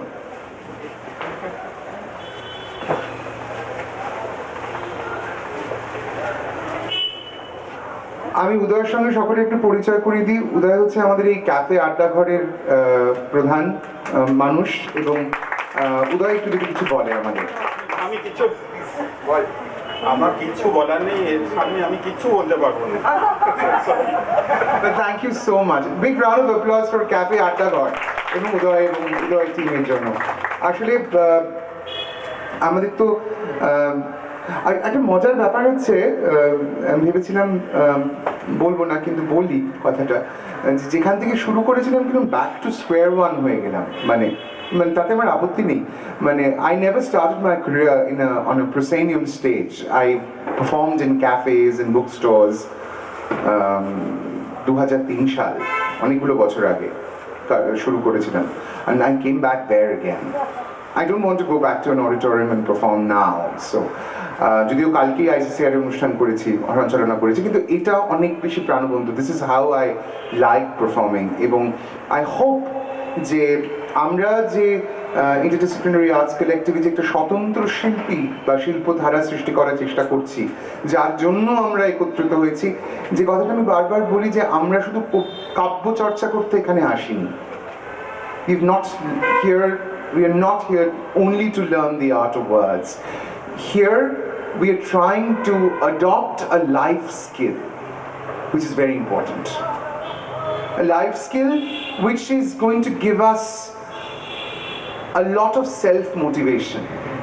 আমাদের একজন দীপক চোপড়া বা একজন মোটিভেশনাল গুরুর যেন প্রয়োজন না হয়। মানে তারা অত্যন্ত জ্ঞানী গুণী মানুষ। আমি শুধু বলছি যে নিজের ভেতরের যে জীবন শক্তিটা, সেটা যেন প্রত্যেকে অনুভব করে, সেই জন্যই এই কালেকটিভ ফর্ম করা। এবং আশা করি যে আজকে যে আমরা সবাই একত্রিত হতে পারলাম, কেউ কেউ পারলাম না, কারণ অনেকে আরো অনেক দূরে থাকেন, তারা হয়তো আসতে পারেননি। আমাদের সব বিদেশের বন্ধু বান্ধবরা যারা আমাদের এই কালেকটিভের সতীর্থ, তারা তো অত্যন্ত, তারা অনেকেই খুবই ট্যালেন্টেড, এবং তাদের কাজ আপনারা প্লিজ দেখবেন।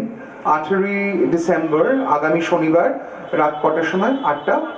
রাত 8টা ভারতীয় সময় রাত 8টায় স্মরণিকার আরেকটা পর্ব, কালের যাত্রার ধ্বনি। আমরা নাম দিয়েছি কালের যাত্রার ধ্বনি বিকজ SPC ক্রাফটের ফেসবুক পেজে আমাদের one of the directors বলে দিয়েছেন যে SPC ক্রাফটের ফেসবুক পেজে রাত 8টায়, ভারতীয় সময় রাত 8টায় আপনারা প্লিজ দেখবেন কালের যাত্রার ধ্বনি। সৌমিত্র জেঠুকে নিয়ে আমাদের দ্বিতীয় এবং শেষ স্মরণ অনুষ্ঠান এবছরের। আমরা আগামী বছর 19শে জানুয়ারি, I want to announce this for all of you, আমরা 19শে জানুয়ারির আশেপাশে বা ওই মাসে চেষ্টা করব একটা সৌমিত্র চ্যাটার্জি মেমোরিয়াল লেকচার আমাদের SPC ক্রাফট থেকে শুরু করার। and we would like to invite, যদি আমরা অর্থানুকূল্য পাই, we would like to invite a theatre personality from Delhi or Bombay to come and speak about the importance of public theatre today. So there's a difference between group theatre and public theatre. So I would like to understand the importance of public theatre today, and what should public draw from theatre? Because here is a man, Soumitra Chattopadhyay, who revived the entire concept of space in public theatre. So this is something we want to introduce from SPC Craft. আপনারা যারা যারা মানে যদি আর কেউ আপনাদের বন্ধু বান্ধব কখনো কেউ ইন্টারেস্টেড থাকে আমাদের সঙ্গে এখানে কবিতা শেখার জন্য বা আমাদের সঙ্গে কাজ করার জন্য, এইভাবেই আমরা মাসে 4টে ক্লাস করি। চৈতালি এবং চন্দ্রিমা ক্লাস নেয়, আমি সময় পেলে কখনো কখনো একটা মাস্টার ক্লাস নিই।